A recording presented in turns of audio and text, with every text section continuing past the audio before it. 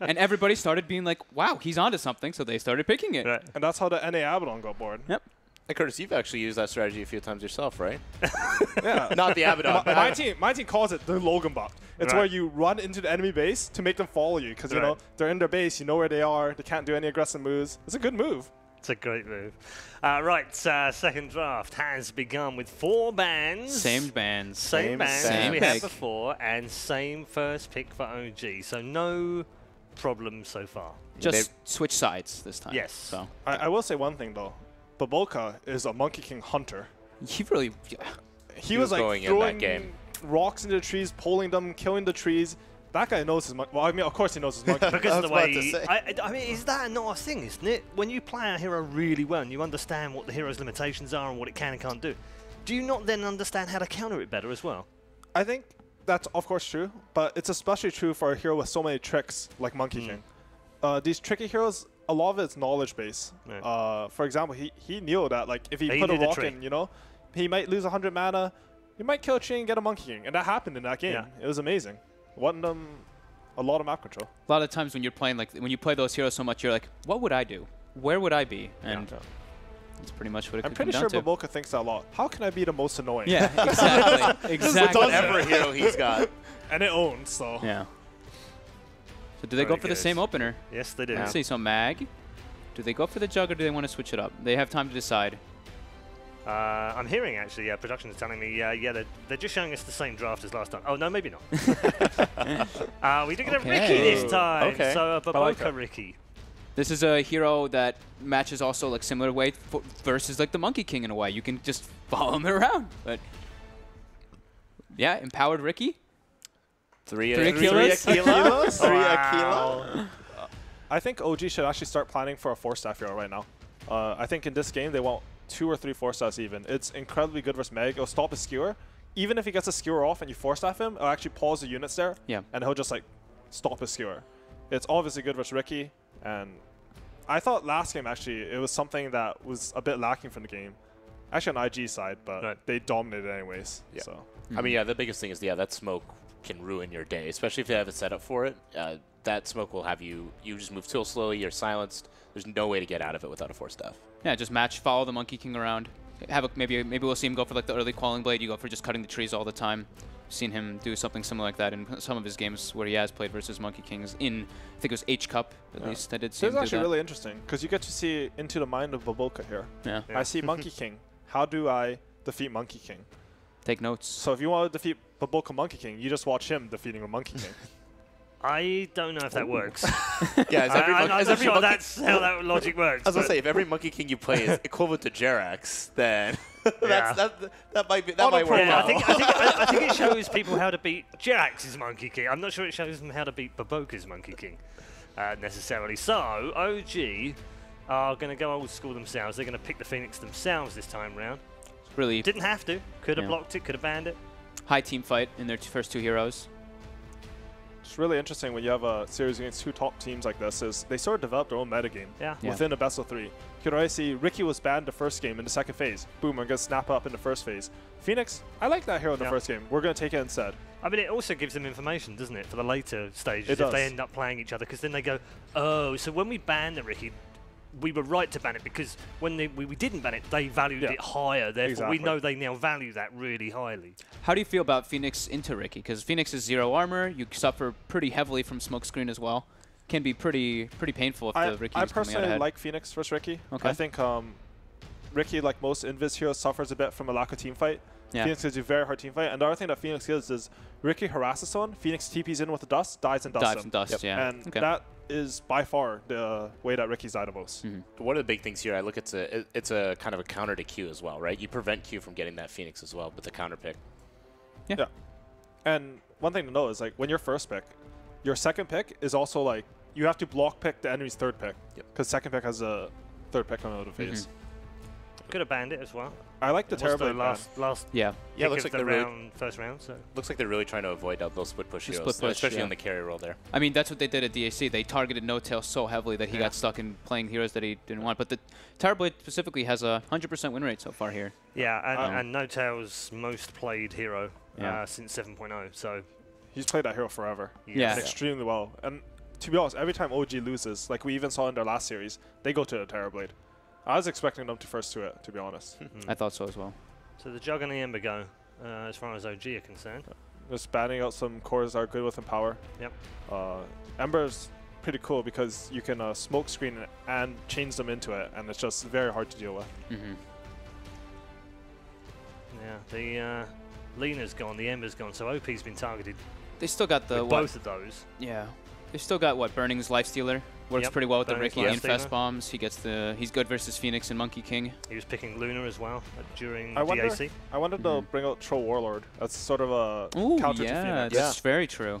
That's a hero that's been a little bit forgotten. Lightsteer's sort of similar, but Yeah. Yeah, definitely getting that ultimate off, and you're just hitting that egg. There's no way it's going to survive. If you I liked it because of the Infest. That was the one that. But that the Battle Trance versus Phoenix is definitely. And with Ricky and with Empower, you're gonna have like 3 already physical burst that's damage healers. a good point. I completely forgot about Infest Ball and Ricky. Yeah. That's a good one. The one problem with Infest Balling with the Magnus Knight team is when you Infest, you actually do lose some power. So he has to recast on you. Usually you miss a couple hits. Okay. But it's not like it wasn't like the most played combo at DAC. It was good. They go back for the Silencer. It looks like they want to try and counter that, potential OG team fight, especially if they want to go something so heavy like the Phoenix here. This is what OG tried in Game 1 versus IG. It is a good Phoenix counter. To be honest, Sanso's usually pretty good against Monkey King. He has a DOT which prevents him from jumping around. If you think he's about to ulti and you can get that global off, it often gives you a lot of time. When Monkey King's global, the only thing you can do is like sort of slide off the tree, hopefully into his death. Prevents the Sansa also prevents like any most counter initiation, so the mag gets a little bit better for that. The Ricky can go for more isolation plays as well too. If he ends up getting like Empower, he can actually go for those like kills in the back line with the global. What I want to see from OG right now is it's either a very tanky hero to provide vision just by nature of like tanking spells and going in there, or a hero that can provide vision similar to like a Lycan or something like that. When you play against Silencer, you need this vision to be able to fight. If you do not have the vision and the Silencer lineup manages to jump you, it's incredibly hard to turn that fight around just because of global, how the hero works. Yeah. But if you can see them coming first, you jump them, they have to defense a global, there's your vision. There's your vision. That's a good one. Good versus all 3 to isolate. I Ricky like can jump out, but too, because Clockwork oftentimes will build a Force Staff, which is actually a very good item versus all 3 of the IG heroes right now. Yeah, definitely.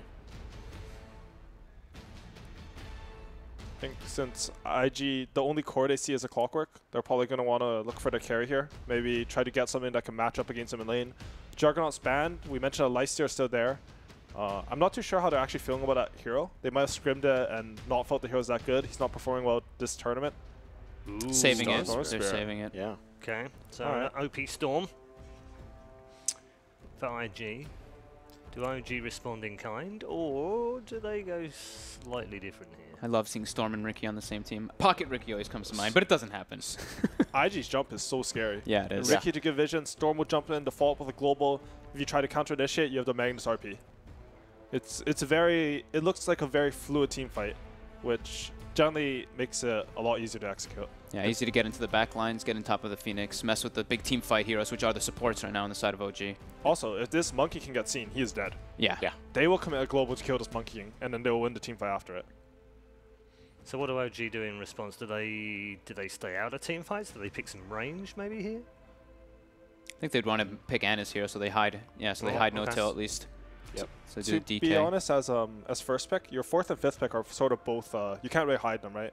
Yeah, They're gonna okay. counter your that's, 5th pick. yeah, that's true. But they just what they want to do here is like they want to pick the hero that they think will get banned potentially, compared to like no-tail's hero. Unless maybe they don't know what no-tail is playing yet. Mhm. But Do you think DK would have got banned?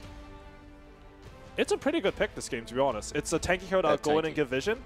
It's a very good matchup with Storm. You have the practically instant stun. Pretty decent in lane. Ricky can't really harass a PMS Dragonite like once he's level 2. Sansa doesn't do much to him. I like the pick. Maybe that's what they'll try to go for, these tanky tri-core that don't really get punished too much by the Ricky rotations. Yeah, once So you they maybe can stay alive in the team fight, Yeah. even if they get pulled in. Can't really think of what no-tail would play, except for like Avenge or something. Well, Maybe they they go just back banned for it out. like... But he could Oh, go okay, yeah, troll. that's literally, yeah, I was literally Alright. just thinking that. I'm like, Yeah. What about I a think- troll for no tail? A troll for no-tail. Mm. I mean, I like that hero a lot. Does it work well with this lineup? I'm not 100% sure. It's good with Clockwork and DK. Clockwork does a surprising amount of right clicks. He has a damage talent of 15. Damage talent. He has, I think it's like 2-point strength. It's high enough strengthening that he hurts. You can get Armlet or Kid Bone 7 style. That was a long time ago. That was a long time ago, but it was legit. All right, they banned out the Lifesteer.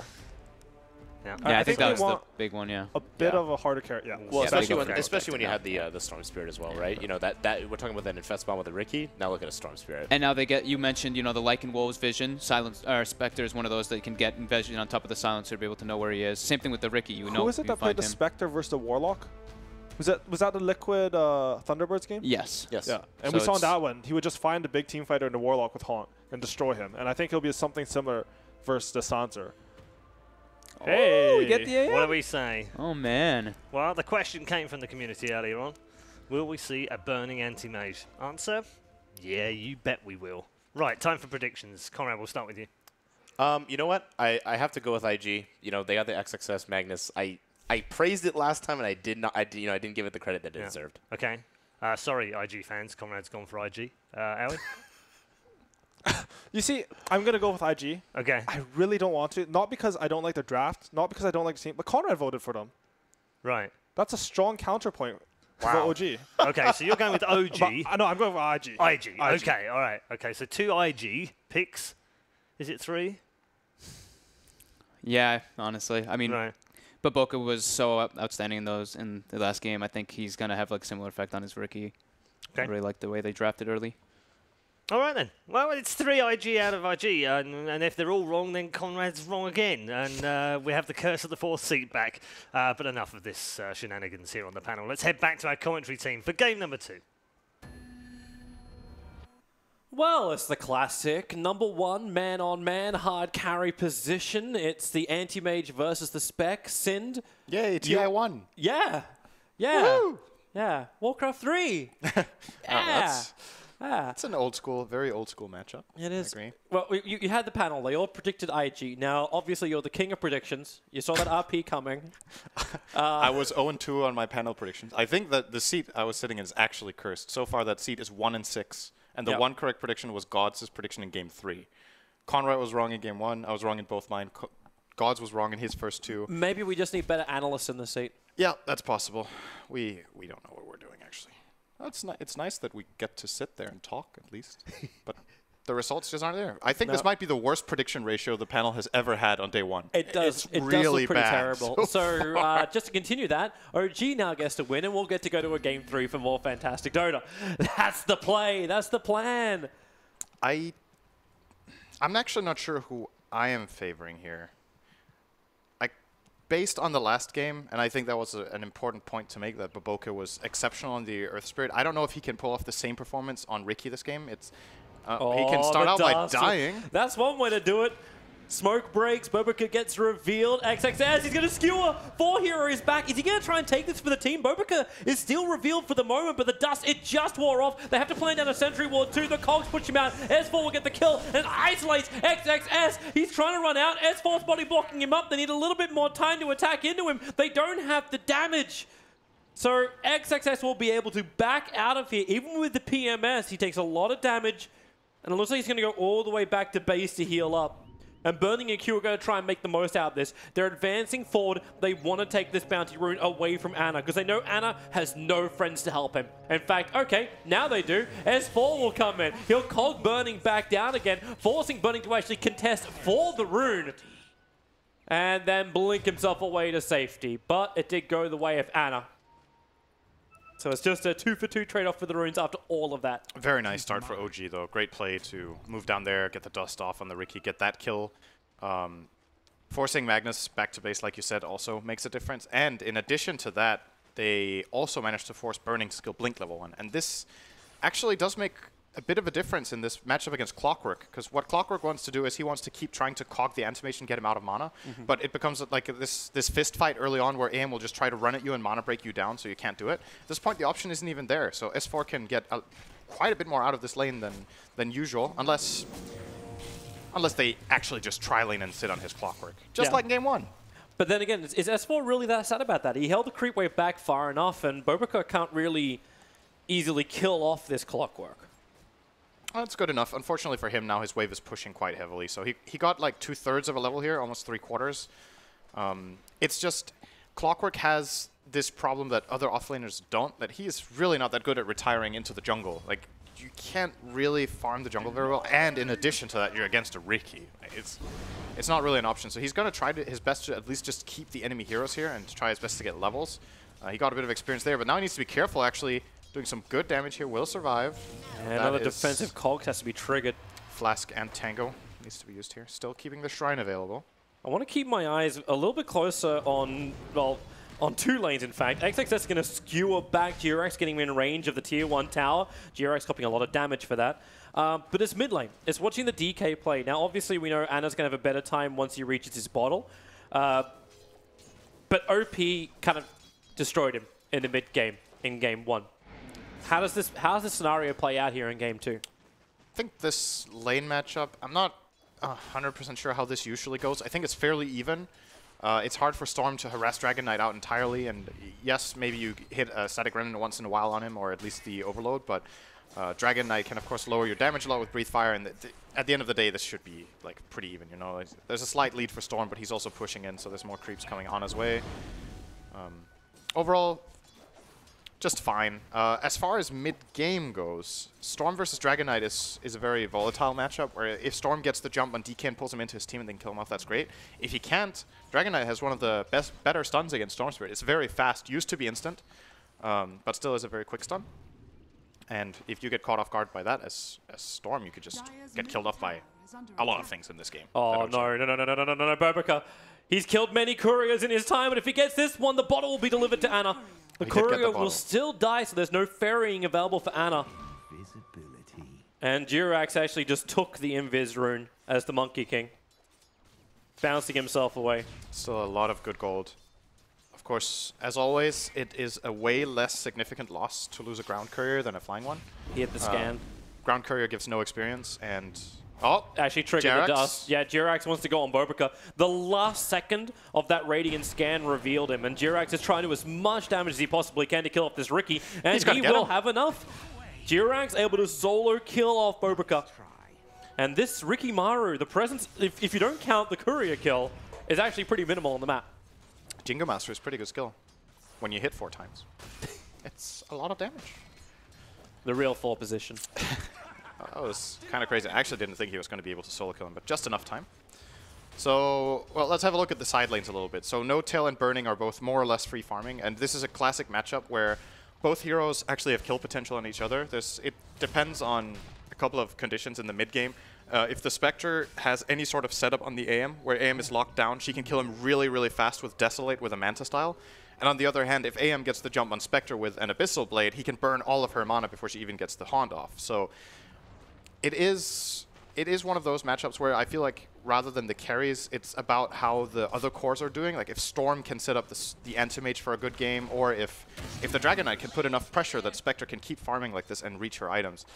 And so far pretty even overall, I would say. It may start to tilt a little bit. You look at what Burning's built. Like he's going no boots, he's got the PMS, and he's got Hand of Midas ready to go. If he wants to, in fact, that's exactly what he's done. He just bought the recipe, and it's coming in the backpack of the courier. It's funny, we were calling this a TI1 matchup, right, between the carries. This Anti-Mage Midas, I know Burning did it in a recent game, but apart from that, I can't remember seeing it in an official game since Hvos did it in like the Defense 2 or something. Like, it's been a really long time since people bought Midas on AM. So interesting. Maybe it tells us a lot about how teams perceive this patch, that it just doesn't go as fast right now anymore. It's pretty bold if you think about it. He's going for a Midas AM build-up against a team with Dragon Knight, which, you know, usually want to push towers fast, but it just doesn't feel threatened enough. I would love to agree with you with your point, but at the same time, like you look at the kill count that came in from game 1, everyone was going Midas, and we're still going at least 2-3 kills a minute. Absolutely. So it's like the pace of the push game has slowed down, but there's still fighting. Much more brawling. Definitely still fighting. And thanks to Anna having that sentry ward, which was planted down previously by Jirax, they know what's coming his way, and they've managed to... Okay, did he really... He's actually quelling blading through all the trees near him, so Jirax has only got 1 tree to work with. Both Boboka and Jerax have very low levels. Jerax is closing in on level 3 minute 6. Boboka just got level 2, so the 4 positions in this game will be a little bit quieter probably than the last game where Boboka kind of just took over the game. Is Jerax actually trying to hide himself inside the rune? Oh, look, like, there's a haste. Haste rune sitting, like, you need to get the perfect rotation time to make that work. Which one is real, the static one or the moving one? I don't know. You try and click both of them. Oh, looks like he at least secured the rune for Ana there. Or actually, rather, he took it himself. I guess Ana didn't want it. Maybe they see some play potential here, but this kill is very difficult. They're waiting for Jerax to hit level 3 so they have that boundless, but it's such a short duration stun, 0.4 on level 1. This play in my mind doesn't really exist. It doesn't, but the fact that supports aren't there for Invictus Gaming, it still gives the confidence for S4 to play aggressive. And maybe this is also the time when Jerax needs to back out. Like, yeah, he doesn't have level 3. Okay, maybe with Phoenix here, they start the attack. You've got the blink strike, the blink, so you can get away that way. But Jerax pounces forward, the rocket will connect, and Phoenix, do you want to commit for this with a spectral horn? Burning isolated, but he's able to jump away. But the spirits fly, needs to hit the target. Burning dodges 2 so far. Watch the fancy feet go 3, 4. He dodges all of them. We've got Michael Flatley, Lord of the Farm, right here on the top lane. He could actually even have been cocky there and gone for the kill on Fly if he wanted to. That's maybe a bit extreme, but Fly was out of his spells. And he had a creep wave on him. But Burning, just escaping that, going to be very happy with that. Storm Spirit's now going to be able to kill off Fly. So OP burns the last bit of his mana he had to do so.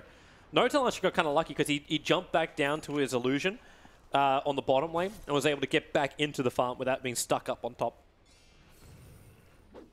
How much did Ana do with this? So whenever you look at a Dragon Knight mid, there's the big moment for Dragon Knight, the first big moment in the game, the hero is pretty stale in the start. Like, you're just a static laner, you're just farming. Maybe you get a kill if you get some great rotation, but most of the time you can't do it alone. So you wait for level 6, and then you want to try to push the tower. Yeah. How much did he get out of this Dragon form? He managed to get half a tower while Storm was gone. They've rotated in the Silencer to leech the lane. He got it down to a quarter. That's pretty all right, actually. That's always the threat when you're playing against Dragon Knight and you leave your lane. This is a thing you have to take into account. And IG might have been caught a little off guard. You generally don't want to give this much health for a kill on a support. I would say if Fly got the choice, coming in, he would take this trade any day, that he gives up his life for 2/3 of a mid tower this early in the game. Is OP ready to go? Boboka's managed to find Fly. But he's got 1/1/1 at the moment. So we could potentially get the... Has double damage on Ricky. You want to go on Ana? Okay, OP gets a little bit of a wrong jump, and then the sprites actually hit the targets perfectly, make it so difficult to kill off Ana. So Icarus dive forward. Boboka, as well as Q, are not very healthy, and with a battery assault from S4, he's going to find this kill. A little bit more mana. 1 second now, he's got the hook shot up. S4 goes in deep, finds the kill on Q.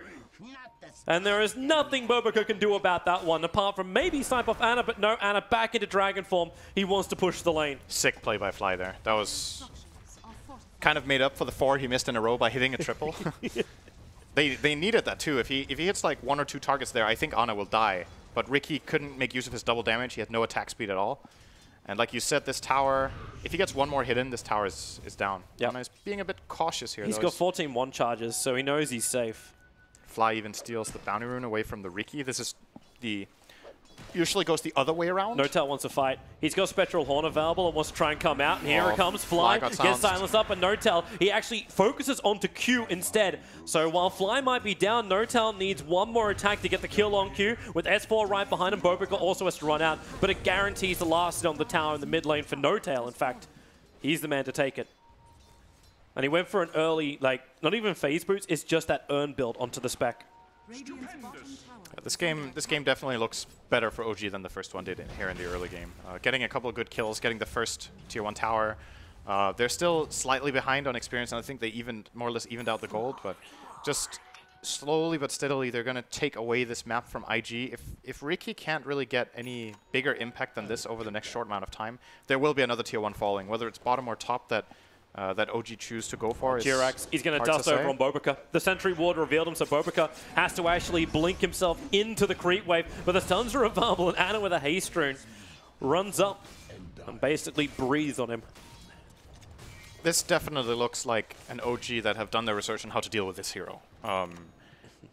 in comparison to how much They're going for more. dominated. XXS actually is in trouble at the moment. A hook shot's available for S4, able to hit it, and that's locking him in. Skewer was already triggered, and there's no point throwing out the RP at that point. This is why Clockwork is so good against Magnus. If you can force him to skewer before you hook shot, it's a very easy hit because it takes quite a while to skewer, so he can't turn. And apart from that, in the mid game, if you're scared of a blink mag, if you hit him with a rocket and you hook on him, and sure, he skewers you both away, you just have this like weird side battle that has very minimal impact on the rest of the fight. But it has a lot of impact because there's no RP, and you're often willing to trade your Clockwork away for that, just keeping both heroes out of the fight. Good stuff from OG. This top tower is actually close to falling now with this rotation from Ana. This is exactly how you should play Dragon Knight in almost every single game. One tower to the next to the next. Every time your ulti comes off cooldown, force a team fight or force a push. And Ricky is just not a hero right now. I think that's the problem. They've dealt with him so well this game in comparison to the games at DAC that Boboka is level 4 minute 12, and I think the Tome has already been used by Silencer to get his level almost 7. So they really... IG are kind of forced to slow the game down because of the nature of how, in my opinion, greedy their draft is. Their 2 cores are, or all 3 of their cores actually are very item dependent. Anti-Mage, Storm, and Magnus need to farm. And that means if the supports aren't making plays, seriously, how many plays are you going to make on a Silencer? Well, who's left? The one guy that got hard countered is left to make your plays. There's just not plays happening right now. S4 missed his hook shot, so Q's able to retreat off the top lane. XXS may not be so lucky as there goes Spectral Haunt quickly into the dagger. They know Magnus has that skewer, but very difficult to do. He has to RP, but the breathe fire from Ana's in range. So RP now goes down. That's 112 seconds before it's going to come back off cooldown. He'll probably have it by the time he's got the money for his Blink Dagger. A lot of issues when you lose such big team fight. OG can now pressure once again. Dragon forms off cooldown in 12 seconds time with a double damage rune. If they want top tower, they can probably take it. But Burning is bailed out. He's gone bottom lane to add pressure to the tier 1 tower of the safe lane of OG. The way I see it, this is the only way IG can play this game right now with a win condition. If they don't split push like this with Anti-Mage, it's just not going to happen. Like, team fights right now are borderline impossible until Mag at least has a blink, and even then, do they actually have the damage to kill heroes? OG are fairly sustainable and have, of course, the counter engage of the Clockwork, and their cores, both Dragon Knight and Spectre, are not easy kills anymore. So you gotta take it slow, split up the map, and try not to get picked off too much. The good news in that regard is this Anti-Mage, once he gets like his first item that gives him a bit of tankability, will be very hard for them to kill. What do they have? Hookshot. He can blink out after. Dragon Knight needs he may not get to that point. Jirax, the hook shot comes in, and Jirax follows up on the stun. It was Burning trying to just farm with a little bit of empower those Ancients. But when that happens, Ana's pressuring the bottom lane. Oh, he doesn't have his tankability item yet, Toby. No, so he doesn't. He is very mortal right now. It questions, like, should you have gone for the Vanguard and used the Empower instead? It's a possibility. I feel like this Midas into Battle Fury with Empower is, like, ultra greedy when you're playing against Dragon Knight lineups. I'm Storm, not really that big of a fan, S4's right behind him. He's got the battery assault valve, but it's going to cog him in, and Notel will do the rest. Meanwhile, on bottom lane, Fly throwing out the sprites. XXS gets a jump away, but it's too much damage. Even Ana's attack follows him out. Q's got nowhere to survive, and Boboka's smoke screen doesn't really do anything. His damage into Fly, that'll do something. But Mr. 3 Aquila doesn't even have that much money, and Jirax is ready to go again. Notel, that high movement speed with the phase boots. A trick to the trade will buy a little bit of time, but Jirax, a perfect moment, lands the stun. A quick blink up, but the Urn Charge is out. One attack from Notel. He doesn't see him, but the Urn Charge, it ticks him down. He doesn't reach the shrine in time. OG kill after kill. They take the tier 1 tower on bottom lane, and S4's already setting up for the top lane. I don't know, I can't help but feel like this death scene is like when you try to get to an oasis in the desert and you see it. You start having see this the mirage. You have this Fata Morgana and you're right. You feel like, I got it. Yeah, unfortunate. Ricky doesn't make it. Well, if this continues, then IG will be hitting a wall soon that they can't really climb anymore. Unless Burning just plays elusive. They need this, they need this Mag Blink. He actually needs his Battle Fury in order to do that, because he can never sit next to the Magnus to get the buff. Yeah, and even with the Battle Fury, he's exposed to die. He can die to a Haunt at 2 stuns. It's on the Boboka. The Sentry wards are down. The Observer ward saw Q coming in as well. So it was optimistic that would work. But here they come. Dragon form off cooldown and tier 2 tower. Middle lane, or they just smoke up. Blink Dagger plus Armlet on the DK. Where's the target? They don't have vision of anyone. You do have OP as well as XXS trying to farm the mostly safe place, which is currently OG's jungle. A dust goes out. They do not see Bobica. They just see Q instead. He doesn't really have much more to offer, however, apart from his life. He did. Yeah, he did. Love this item from Ana. This is exactly what they need to do. Blink Dagger on Dragon Knight right now. It's Shadow Blade or Blink. Either is good. Just go hunting, you know. Find the Storm, find the AM. With any sort of backup plus a Haunt, it's a kill. So the map is just not safe anymore, anywhere for IG if they don't have great vision out, or if Riki isn't providing very good scouting at the same time. It just passively limits the farm of Burning that he needs to be so scared all the time. And OG will now find the first tier 2 of the game. The good thing for IG is that they have Riki, so they get wards out at the very least. Yep. Riki's going to scout out the movement to top lane. It's Notel. Burning needs to get out of here, but Jirax is waiting for him. Doesn't find the right opportunity, but Notel haunts him. Now the opportunity is ripe. And Anti-Mage, Burning! He blinks, starts the TP through the trees. Notel! Damn, that was close. I think he ran out of phase. He lost the dagger phase for a moment, so he couldn't continue in the straight line. I think he knew exactly where Burning was. But well, he made an absolute beeline for him. I mean, he was going on the right mark. Just narrowly surviving that. Did cost them a global silence, but it was a trade-off for Haunt. So I think if you're IG and you dodge ganks like this, you have to be satisfied with that. There's not much more to hope for right now. Mid lane. We'll be Storm. Long jump. Will not be okay at all. Already here. The stun's there. He's almost got 4 hits. He's waiting. He's actually letting Notel get the last hit. They're pumping money into this spec. How close is he to Manta? So he has Yasha. There's nothing on the courier. He needs about 2,000. That is a game changer, because then Dragon Knight and Spectre together can kill any hero on the map, I think. Even the Storm can be killed in a Dragon Knight stun alone if they insta-haunt Manta. Top lane, Baboka. No dust and no tail, though. And no real follow-up. This bottom lane where OG were looking for an opening, and there is one man hiding in the tree lines. It's Q. Would you believe it? Look at how many towers OG have taken. They've taken 4 towers to IG's 1, and they're 12 kills ahead. Look at the graphs. That's actually unbelievable. You would expect it to be a hell of a lot more in favor of OG. You would. It's an Anti-Mage with Midas, Battle Fury, and Empower. Okay, you know, we will be farming fast, and OG are effectively trading farm for kills. He's not even that far ahead of the DK. Like, if you balance it out, like the DK AM are close, the Spec and the Storm are close, the Magnus and the Clockwork are close. And the other thing is, in a way, yes, this Anti-Mage is farmed, but his current value is not his net worth. Like, he can't use this 10k for anything. Yep. So yes, they're keeping up in farm, but in terms of actual like power ranking in this game or whatever you want to call it, OG is at a clear first place with IG far down on a second place. But what Burning gets out of this is the ability to flash farm. Yes, eventually Burning will be getting big items. Anna, he's actually our Ricky Mario at the moment. They skewer. I don't think XXS realize he's picking up 2. The Breathe Fire is available with a blink forward. He needs a Dragon Tail as well, and then the ulti. Nope, they're just going to allow Jirax.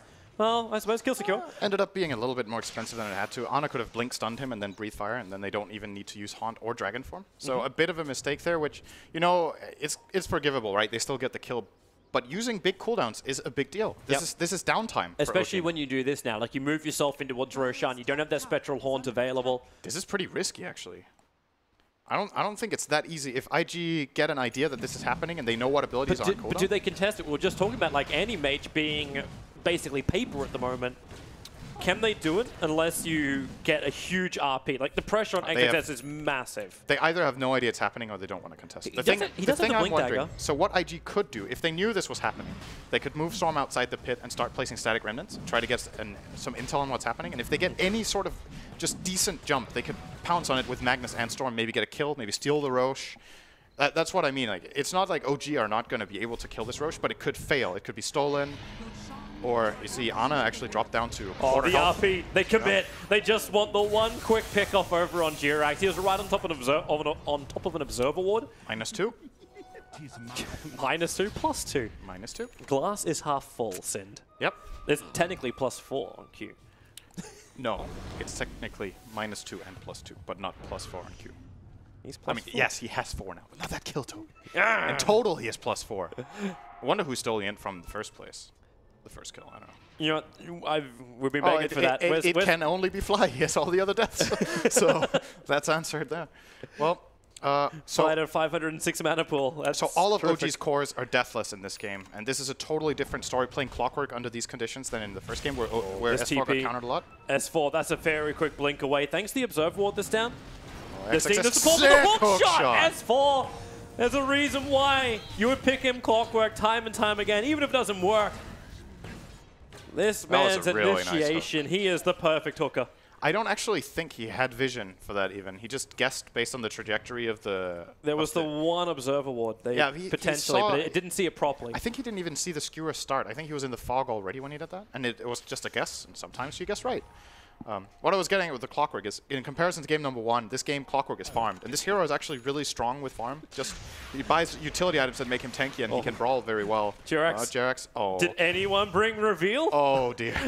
He's just a Shadow Amulet. He's been playing around with it. Now he goes for the Wukong command. Bobica, trick to the trade. Who's got the better circle? Right now, he blinks over for the stun. It connects on Bobica. The stun rays out, so Fly will heal up. Jerax, but it's so close. That was actually crazy close. You know, when Ricky uses Blink Strike, you end in behind the target, but he still got hit by that outward going arc of Boundless Strike, so didn't manage to find that pick that he would have loved to have there. And by the way, it looks like Bobica has changed his item build this game. Realized when you're being crushed, maybe you shouldn't go for 3 Rings of Aquila. This time he's going for a fast Yasha. Ana is going to cruise by here, kill Q with a haste rune. But And he can go down. That Observer Ward's watching XXS blink himself over, and with a haste rune, Ana can catch up, and he goes into the oldie form. this is a He bit wants to be skewered. He's actually in a position where he's forcing XXS to go into the river by blocking his path out in the bottom lane. So, what do you think IG are thinking right now? Do you think they Farm. feel like they're do you think they feel like they're losing the game? Like this game is getting out of control. They're ahead 24. No. They've taken out towers. You've got Burning on 13,000 net worth. They He's don't- reaching a point where he's going to be able just to split push the crap out of this game. I think they're okay with this for the moment, because they also game know is even with on Magnus, graphs. you got high ground defense. They You've do. just got to play crafty. I can't remember the last time I've seen a game with this big of a disparity in kills and towers that is even on net worth. It's like really unusual that you have games like this. And we Where can IG obviously have a 300 net worth advantage, being 24 behind. we can obviously see the graphs and Yeah. we can see how the net worth is distributed, but IG don't have access to that information. So like I was saying, it's kind of a mental game. Like how do you feel like the game is going to make your decisions? Do you feel like you have to fight? Do you feel like you can keep split pushing like this and keep... They've been hemorrhaging kills for the last 10 or 15 minutes. Like, at some point, do you feel like it's too much? Or Burning's like, great, Burning- I'm farming, guys. Cool, you know? That's got to be your indicator. You basically just ask Burning every 5 minutes, hey, how you doing? And he's like, farming. I'm Yeah. good, man. Have you died recently? No, I'm 0 for 1. Yeah. What's our problem? Oh, wait, you guys are having issues? I didn't notice. He can obviously see the information he does have access to is the level. He can see on the level chart that he's level 18 and the highest enemy hero is level 17 on the Dragon Knight, who got like 1 billion kills, a Roche kill, and towers and everything. He's 605 on that DK. He's a lot ahead of Spectre, and that's kind of indicative of his you know, how he's playing against his counterpart. He knows he's far ahead of Spectre. AM will be far ahead of Spectre if both heroes are just farming. So But are you still happy with this? We're still talking about going into up against a late game spec. That's... I think this game can be won by both teams at 100 minutes in. Like, this is the type of game where it all comes down to who gets the jump and how the items are distributed. This AM will obviously cap out at some point, and so will Spectre. But who has the better follow-up? Like, super late game, I think Storm Spirit is an amazing hero when it's 6-slotted. Dragon Knight's pretty good too. But there's always that X factor of the Magnus versus a Clockwork later. Okay, is Bobica patient enough for this? The courier is on its way out. Now, it's going to be buying up the Assault Cuirass of the Dragon Knight. In fact, it's going to have the entire thing on it if he's just patient enough. So he attacks it once, a little too early, but the courier didn't react. And that means Assault Cuirass is down. Oh, he hit the hook camp. shot actually hit the camp, so he doesn't reach Bobica, and the dust is too far away. Bobica just makes a break for the tree line. TP is out, and space has been created. This is the biggest kill he can find on the map. It slows down OG's item progression by 3 minutes on the Dragon Knight. He had a full AC that he now has to wait for another 2.5. He forced a rotation from Clockwork, who wasted a dust. And the kill itself is... okay, if he could have killed the Dragon Knight, that would have been better, or the Spectre, but that doesn't really seem to be happening right now. So easily way more valuable than killing off a random stray support, for example, Boboka managed to accomplish there. Do you like his build? Like last time we saw him play He's going this against... He's actually going Aghanim Scepter on the Ricky. We see him do Diffusal Blade. He went for the Mastering of Aquila into Diffusal Blade last time around. This time, it's the Ags Ricky. What's he doing with this? Fog was actually, I think it was Fog who mentioned this on the panel. It was, I'm pretty sure that this is a possibility. And he almost immediately shut it down himself like, there's no way this is going to happen, right? So this is one of the Ags I think I have never seen in play in a single game. But the way I believe it works is that it's like Infest, right? You jump into an ally, and you can use your abilities inside that ally. Is that correct? Like you can use Tricks of the Trade inside the Storm, you can use Smoke Screen. That's a good question. For now, we'll watch OP jump away. Global Silence came out, so the Spectral Haunt doesn't find its opening. Boboka, he's just jumping out of there. They didn't get the reveal once again. No detection. Rocket will fly in, but where is your vision? Another dust triggers. He's out of range of it again. This is exactly what happened to OG during the DAC final. It's an unbeatable, invisible force that you're paranoid about. Really, really great escape here. He can TP out whenever he wants. He's sticking around just for fun, you know? I wonder if they put a sentry too. Let's check. All right, he's up. So I believe the idea is that he will be casting his spells from inside the Storm. So Storm can act like a vehicle. So even if the enemy team has good detection down, Ricky will still be able to get off all his spells. I believe so. I mean, it is called Pocket Ricky, right? That's what it's all about. So Smoke up on top lane. XXS's love a kill, and the best one they could get is Ana. And that's one hell of a kill. So Boboka has to be the vision. Right now, they don't see anyone in the tree lines, but look where he goes. They know they're going to find him. Ana, Tricks of the Trade, make sure he cannot blink himself out, pull him back. Durex got himself a 3-man stun, but Ana, you can't toggle that. huge kill. And it's Boboka who gets the kill. The money towards the great Aghanim Scepter is starting to be piled in. Can't believe I'm saying that, but that kill is Ricky's point booster. Hey! Unusual. So, well, I had my doubts about Burning. I shouldn't have, I guess. He has been able to completely look at dodge. the dagger. Boboka's dead. Well, that's now Ricky a little bit further away from his point booster. Oh, he almost got his point booster. He was It short. still sounds so weird to me to even say that. If he sold his Quelling Blade, he would have a chance. But you're up against Monkey King. You ain't selling that. But I want to point out, you know, when it comes to Anti-Mages and you look at the CS and it's like, oh, he has more than 10 CS per minute, that's great. The thing that's really impressive to me in this game is that Burning has only died once out of 21 kills. And he's playing against a lineup that does have kill potential on it until he got this Manta. Fly! You could hear the Mana Void going off, but it just didn't connect in time. Very close. And now, because he did get away with this ultra greedy build, now he's ramping up way faster than everyone else. He's 20k net worth. Wait, we're 28 minutes in, and the nearest to him is just shy of 13k. What's his GPM? All right, 700. We're still good. I predicted 900 to 999. Don't tell anyone. Really? Yeah. Why would you do that when there could be an Alchemist pick? Alchemist got nerfed a lot. He did, but you know one of them is going to be appearing somewhere. Yeah, but it still needs to get 1,000 GPM. If you pick an Alch, you don't automatically get 1,000 GPM. That's still a really good Alch game. So I think Burning might actually reach that point if this game goes on. He will be farming faster and faster. His GPM is ramping up more and more. At this point, 724. So he's closing in on doubling up the enemy cores. He's running out of camps is what he's running out of. Yeah, that's a problem Anti-Mage will obviously have in this patch compared to the past. Nice dewarding there from Jirax. They've got the gem on him now. This is actually an extremely good Linken's pickup by Anti-Mage. I love this. There's only one targeted ability on OG's lineup that is reliable, and that's Dragon Tail. 10 seconds until they might have to Roshan. itemize against. They have a Force Staff on S4, so that could break the Linken's, but it makes the conditions to kill him now are a lot harder for OG to meet.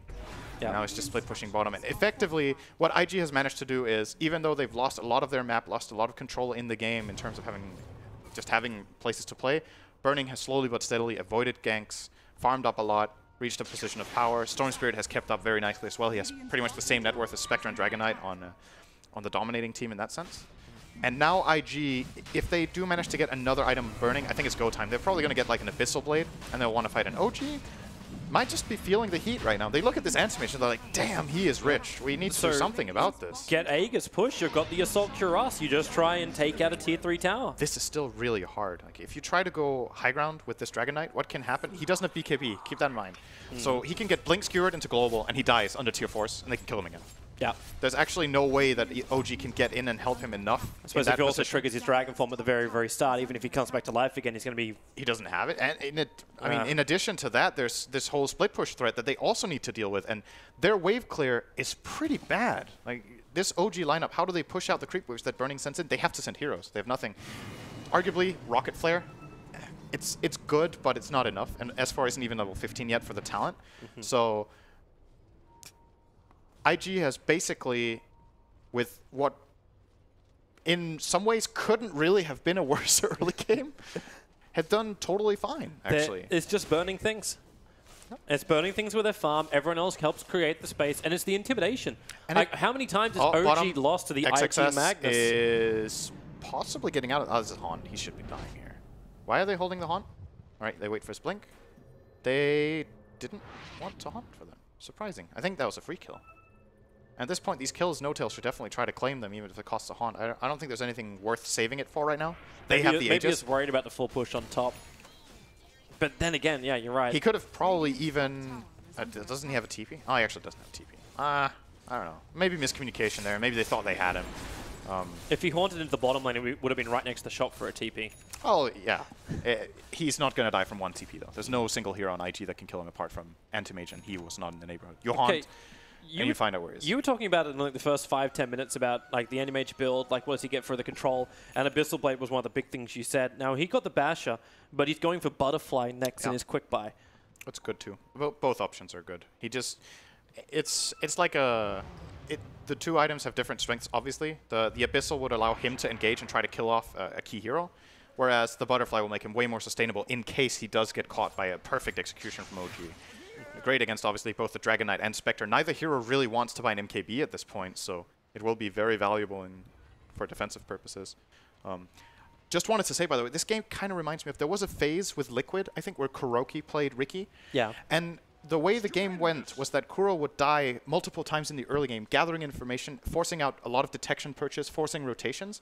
And at the end of the day, it was like he could be 0-5, 0-6, 0-7 on Riki, and you could have felt like he had a huge impact in the game just because of how much attention he dragged away. Well, he was a taxi. It feels like the exact same game to me, honestly. This Riki has been such a nuisance to OG, and they countered it, and they did well, but it gave space. It gave so much space to this Anti-Mage that's working out. Similar style we've seen from a team like Adfinum in the past, this tournament, obviously Mouse Sports, with maybe next time playing Riki or Bounty Hunter. They used those heroes in Adfinum to give Madara a good game on his hard carry Slark, for that jump forward. They get the dust off on Bobrika. They were trying to give him the farm. It was even an empowered Riki jumping in and taking out a full creep wave up on top. They're trying to get him his Aghanim Scepter. The thing about this is that OG have no idea what he's buying. He kept it secret because if he bought the point booster, he would have revealed it. He hasn't shown any component. So what will happen eventually when he gets this Aghanims is that Storm will jump in, they will use their abilities, and OG will probably get really confused in the first fight, like trying to find the Riki, and that's a problem. Yep. That is a problem. And I mean, he was having a bit of a guess. Q was there doing the dewarding, Magnus was in the neighborhood, but the line was wrong. And Burning's almost done. If he sells the mines, he's actually done them. This is a nicely educational game of why when people look at games and they only look at the kill score and they're like, they look at that and they decide who's leading the game, it can be extremely misleading. Like every other metric than gold and just creep kills right now is pointing in OG's favor. They have higher kills, they have the Roshan, they've taken all tier 2 towers apart from one. They are losing this game right now. They are losing it really hard, actually. Look at that net worth. It's still going the way of IG, and there was never really a point where you could say like OG had real control over this game. Even with their kills, even with the jump arounds, it felt like it was happening with the DK. But IG perfectly slowed it up. They split pushed it out, and OG never really got the opportunity they were searching for. And this to me is just, Burning's going to get out of that, I think. Well, they might try for a hook. He actually got himself out of the Wukong command, jumped down. Jirax has it with the Gem of True Sight. There's nowhere to hide, and that's no Riki for 42 seconds. I might be able to get a tower, but Invictus effectively managed to completely delay OG for 5 minutes, so this Aegis had no impact at all. They didn't get a single tower with it because of the split push OG had to defend. Very nicely done. Like this is world-class play, in my opinion, from IG. You're looking at a team that has 5 kills. They're playing an amazing game. Like, this is super, super good stuff from them. And OG are playing great as well. They're just... Their lineup is has hit its point of weakness already. Like, they haven't been able to get enough out of it. But when you look at the flow of the game, I don't feel like they've just missed an obvious and easy opportunity to win the game. Like, they're not playing bad Dota. It's just... Yep. Like the only opportunity we saw missed was not haunting for the Magnus, and that was it. Like, everything else has been according to plan. It's just IG have slowed up their plan. Now the opportunity is Durax hiding under the cover of the Shadow Blade, hook shot forward. The Spectral Illusions actually tanked most of it, but the Spectral Haunt gets them closer. Q will go down. This is the big opportunity OG were looking for. They need these kills. OP so low on mana, he can Bloodstone deny himself if he wants to. The Dragon Tail stun, Ana holding in position. Is there a force off? Is there something? There's a Lincoln Sphere. Ana jumping inside. There's your Bloodstone denial, and Burning wants to keep fighting him. The force staff is there, but the RP is better. Catching out 2. Now you can jump in, but Bobrica got stunned up. He couldn't follow through as a Ricky Maru, neither could Burning. No Mantra available. The Lincoln Sphere triggered. He has to bounce back to his tier 3 tower. They killed the Dragon Knight. That's base defended easily. OG can't do anything with this Dragon Knight dead. And Burning back to pushing and farming again. That was a nice move from OG though here, finding this pick off. And they, in a way, you know, a moment ago when I said they've played a good game, I would have liked to see a bit more hunger in this when it comes to killing the cores. It's not easy, you know. In a way, it doesn't sound too hard when you have like Clockwork Hookshot and Spectral Haunt, but the way IG has managed to push out these lanes and make the kills difficult, it's not that easy for OG. But there must have been a couple of times where they had a chance, at least, of going on this AM, and it might have failed. You know, maybe they try it and it doesn't work. But if you don't try at all, it just strategically feels inevitable that this will happen. Like if they don't catch Burning ever, OG has played enough Dota to know that this is happening, and they know what kind of caliber team they're facing. So yeah, this will happen against any top team in the world that gets to play like this with Anti-Mage and Magnus eventually. And at this point, it's really difficult. I think that last fight is almost the best they can hope for. They got a great Haunt, they got the hookshot in, they followed through with the Spectre, the Spectre and the Dragon Knight getting great damage off. The Boundless Strike from Jerax was pretty much perfect, and still they ended up trading, what was it, Dragon Knight for the 2 poor supports and ultimately the Magnus, I believe they did get. Or was it Storm? It was Storm who Bloodstone suicided. Yeah, Storm had a suicide. Yeah. So but that was definitely good. It was good. But marginal change. IG still got some pretty good hits off. Like the fact you got that RP to happen, yeah, Jirax made a lot of space, but I think both sides are getting a lot of work done. And Jirax is, again, with this Gem of True Sight, they've managed to bypass the Ricky. Burning jumps over. Jirax doesn't find his opening, instead he finds the Ricky, hits the perfect stun. A quick hook shot from S4, and Ana wants to go in deeper, but the RP is out. The Global Silence, Ana can't fight this one, or can he? Where's the damage? Burning with a double kill! He'll end the streak. You'll go into the Nova. This needs to create space. It's not perfectly on top of the hill, but it's close enough that IG will have to bail out. And the stun, it connects on the Silencer. 2 for 2 trade-off, but again, you've got no DK. No Tail doesn't want to fight this one. In fact, none of OG want to. This combination of spells is very, very nice, and something classic that we've seen Fly apply in a lot of his drafts. We've seen... Oh, he is dead. In perfectly. Great word. Instant Abyssal Blade trigger as well, so there's no way for Fly to have any chance to jump out of that. And there's 3 heroes down with only 1 buyback. When Fly picks Phoenix, they like to have a secondary teamfight hero that sets up nicely with the Supernova. In this case, it's Wukong's command with the Basher. We've seen them do it with Treant Protector, with Overgrowth. We've seen them do it with Earth Spirit, with all of his combination of Silence and Stun. It's a nice combo to see in play there. It's just too late. It's been too hard for them to find the stun. Burning didn't even need to Abyssal Blade then. The Gem of True Sight's on the deck. OP will take it. I don't think Jirax really meant to hold on to the Gem of True Sight when he went in for that suicidal play. But it was a first hit bash from Burning. So you lose Gem, you lose your Monkey King, and you just lost your entire bottom racks. Yep, he has a higher net worth than Dragon Knight and Spectre combined at this point. So he's actually maxed out. He could get Travels 2 and a Moon Shard. I think we're going to see him buy the Shard right now. And there's your axe. Oh, I'm looking forward to seeing this. Let's watch him. Sadly, at this point, it's probably not going to be the deciding factor. It's just going to be like the icing on the cake. He's not even moving it. Like he's okay, now it's in there. And now eat it. You can't eat it. So, go on. Do a Bobica. Roshan's up and available. All right, so just what Tricks of the Trade does, increases duration and allows you to target an allied hero, hiding within them for the duration. Scepter bonus duration plus 4 seconds. So Tricks of the Trade lasts currently 9 seconds? Really?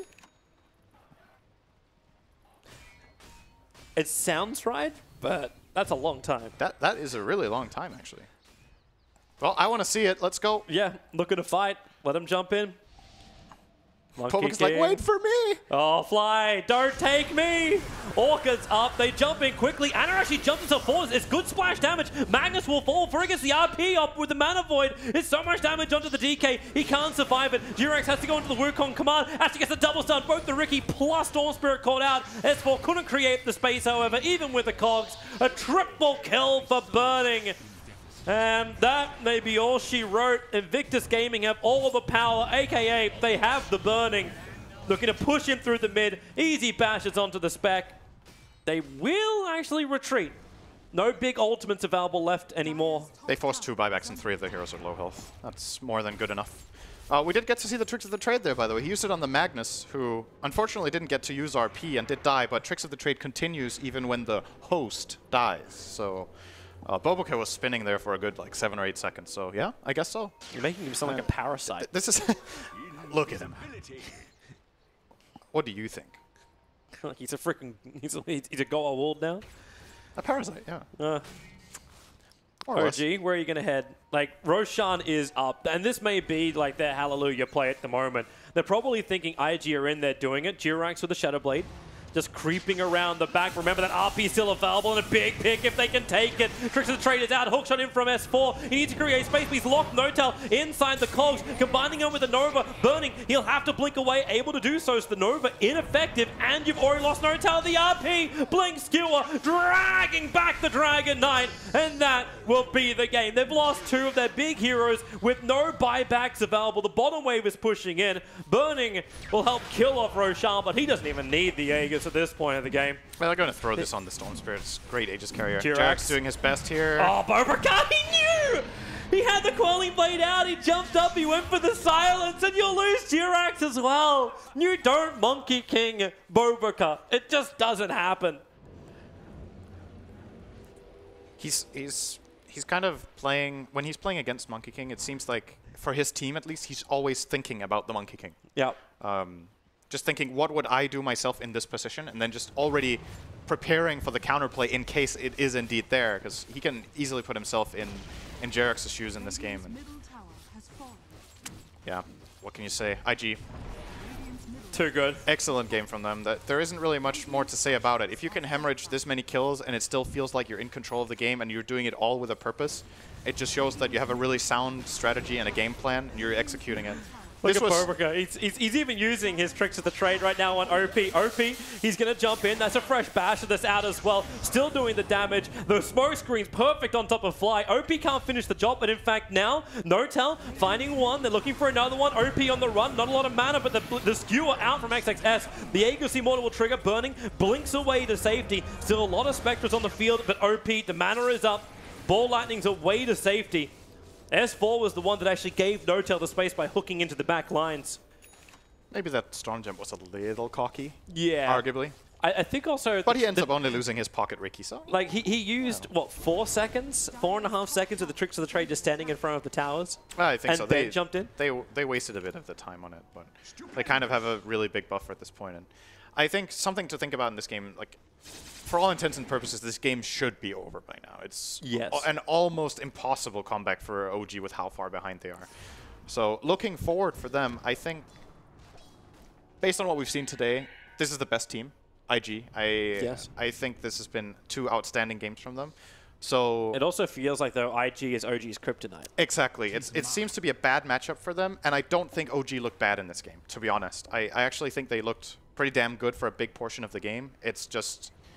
They were outclassed by a bit, But it's still, if you want to look forward in this Swiss format, like who is expected to go further, I think OG will drop this game, but almost no matter who they face in the mid, they will be the favorites based on this game. And arguably, maybe game 1 wasn't as hot, but still there were some good fight in that as well. So IG are just looking, in this series, are just looking on another level.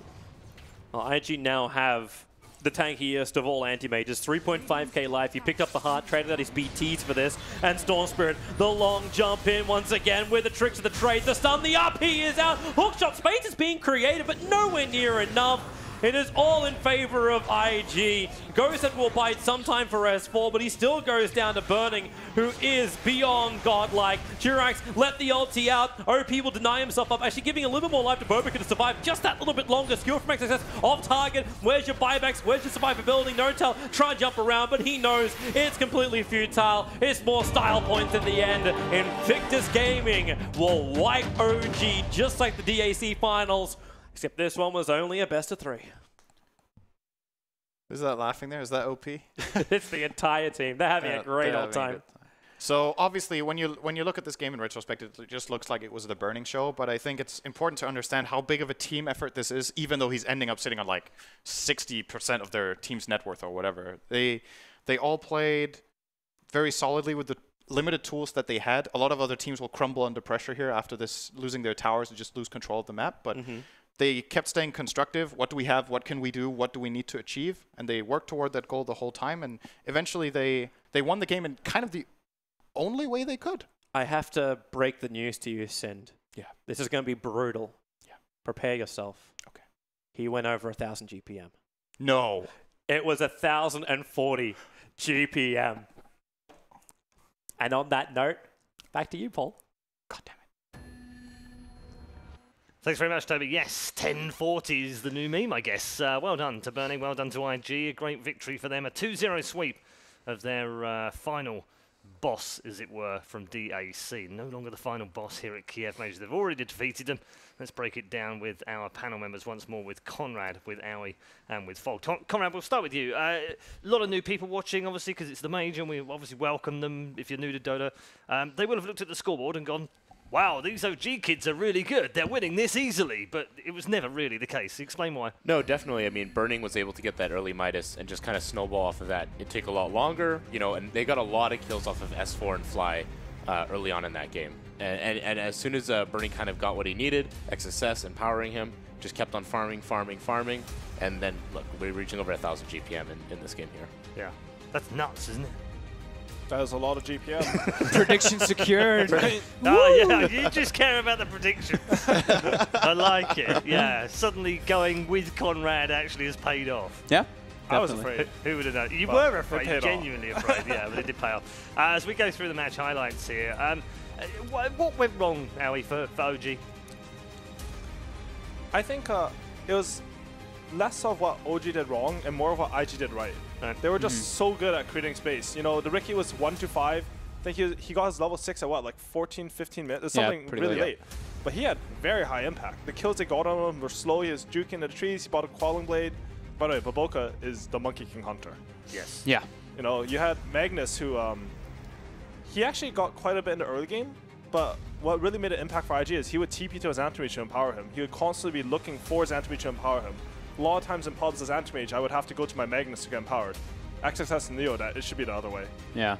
I think it was also I think the courier kill was actually kind of significant as well, because that was almost a full AC going to be finished up, and that could have been where OG hits like a little bit of a peak timing to go for those like tier 2s, maybe even go for like Aegis and go for a high ground siege, and they lose that. They lose 3 minutes, and that's 3 minutes with an anti-mage who has Battle Fury, Midas, and Empower. It's pretty massive. So I mean, yeah, Baboka again, the space maker for his team, allowing his team to kind of play their own game, and he's the one just being that little nuisance that he is. I mean, he was super slippery that game. You know, how many times did he end up dodging a smoke just by just a smallest little bit?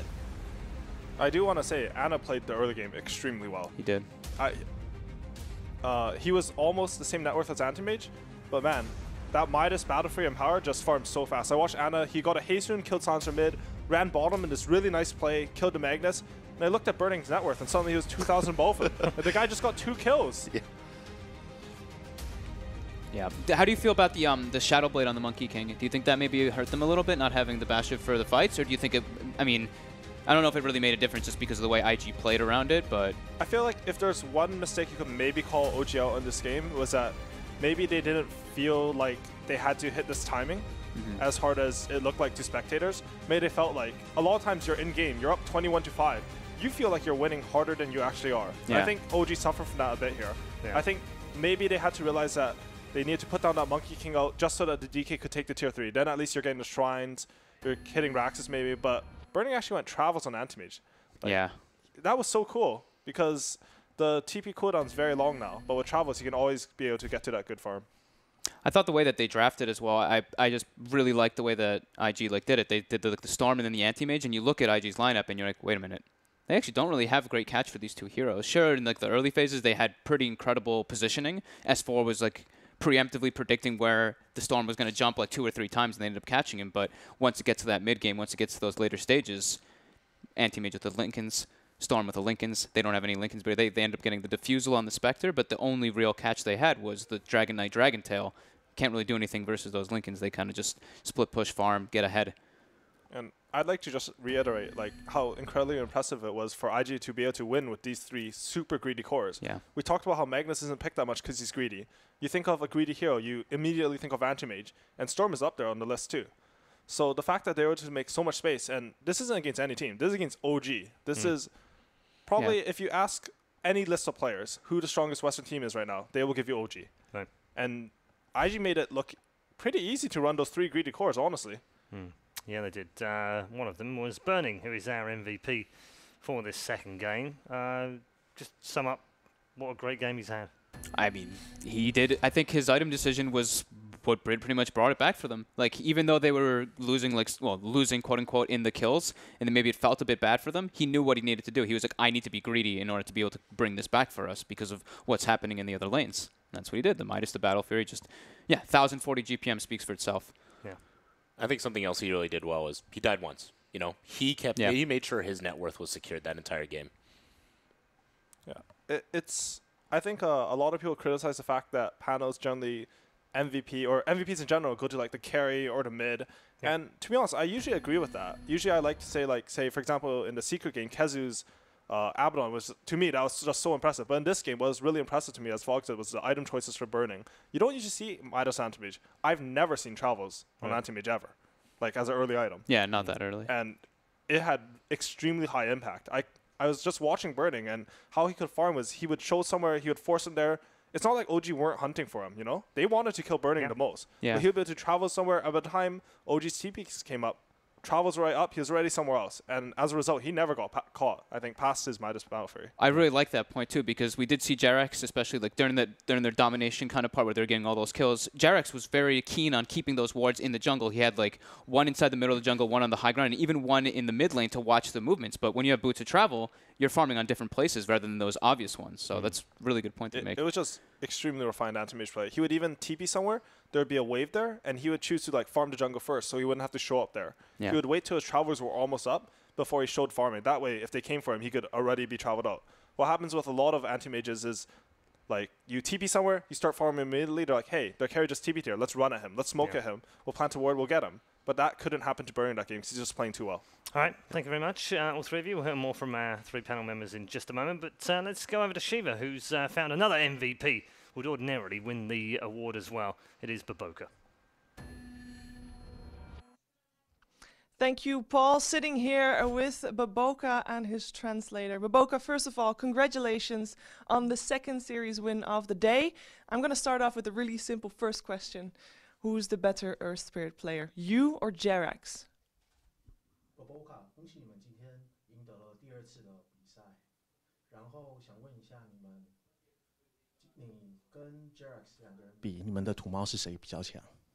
肯定是 Jerax 啊。He says it's definitely Jerax. Okay, definitely Jerax. A lot of respect for him. Do you still, when you play against him, does that change the way you play? Do you want to focus on him more? Is it more fun to play against him? 当你跟 Jerax 打的时候，你们在同一场游戏里面，你会专注于去烦 Jerax 或是去打他吗？我会特别针对他。He he definitely focuses on Jerks. That was definitely noticeable, especially in the first game. In the second game, it was a bit of an uncharacteristic slow draft from IG, from you guys. Was that planned? How did that change the way you play? 你们在第二个比赛当中，你们的阵型是跟你们平常的不太一样，因为你们的队伍都的节奏打得会比较慢，那这是刻意的吗？算是，因为我们前期感觉根本打不过，就一直往后拖，根本打不过。Yes, it was planned, and it was because in early game we couldn't beat them. Were you ever worried during that game that OG was going to break high ground to you guys? 你们那一场当中会担心 OG 会打上去吗？打到你们3塔？怕呀，他们没打，我们就很安心。Yes, we were very scared, but we were relieved that they weren't able to push up. Well, it worked out in the end. Final question. You have a lot of Western fans that are mostly a fan of you when you play Monkey King, Earth Spirit, and Ricky, of course, as well. Do you have any tips for all those people out there that want to play it just like you? 你在国外有很多的粉丝，非常喜欢你打 SA 大圣跟土猫，那你有什么样子的建议可以给他们？看运气，随便玩玩就应该可以了。Just play it and enjoy yourself. Well, it definitely looked like you were enjoying yourself in that series. It was very fun to watch you play. And good luck tomorrow with more of your games. That's it for here. Back to you, Paul. Thanks very much, Shiva. Yes, and congratulations to Baboka and his teammates. They have swept OG in a 2-0 victory and continue on. They've played 2 rounds in Swiss format, and they are 2-0. Perfect scores so far, headed towards that round of 16 as the undefeated winners of the group stage. That's what they'll want to do to secure themselves potentially an easier matchup, but we all know how Swiss works now. It won't always work out that way. We'll find out who they play tomorrow, of course. We've got another match on the way a little bit later on, of course. Our final game of the day here is going to be EG versus Faceless. That's coming up. But before we get to that, let's check in with our social media Reddit thread once more. Thank you very much to all of the questions that have come out of there. We've got a few more to get through with this panel. We won't let them off that lightly. Who do you think will finish the group stage with a 3-0 record? I think we've got a fairly good clue on that one already. Statsman Bruno. Look at that. It was from Statsman Bruno. Yeah, I've heard of that guy. Yeah. I think IG is the obvious choice here. It is, isn't I it? mean, they just they didn't dominate, but they made OG look like an easier target in this situation. Yeah. So anybody else? Okay, so if it's not IG, who would it be from the rest of the teams that we've seen so far? I would have said VP. We haven't really gotten a chance to look at them, but they've I want to give you a quick update on the scores, actually. VP are 1-1 right now with Random. They actually won the first game in 29 minutes, the fastest game we've had so far. Thunderbirds are 1-up against TNC, and Secret are 1-up against DC, so maybe that gives you a little bit more help. That was the other one I was going to say. I was going to say DC would be the other option I'd choose, but now the Thunderbirds is up 1 on them. Yeah. I mean, Abed has been apparently... We didn't get a chance to look at them here, but... earlier with his Invoker. Absolutely monster. And Shadow Fiend, right? He was like beyond godlike on both. Yeah. Wow. So that might be one of the other ones, at least for the 3-0s. Just to check, there are 2 teams that finished 3-0, right? There is, yes. 2 teams. Yeah, so we get one on either side. So I guess we're all saying IG for 1. Yeah, I think that's the first for me, one. I'd say either Thunderbirds or the winner of VP, Random. You think Random? If they can beat VP, I think they're back in form. VP is a team that, to be honest, to me, VP is a team that's constantly underlooked. That team is amazing. They went into Boston as the favorites. They lost Daisy not because of their play, but because they had some boot camp issues, some internet issues, and they crushed it in the Kiev major qualifiers. That team is good. Okay, all right. Well, thank you very much to all 3 of our panel members. We are headed to a break right now, but before we get to that break, why don't we check out a little bit more about the fabulous city of Kiev.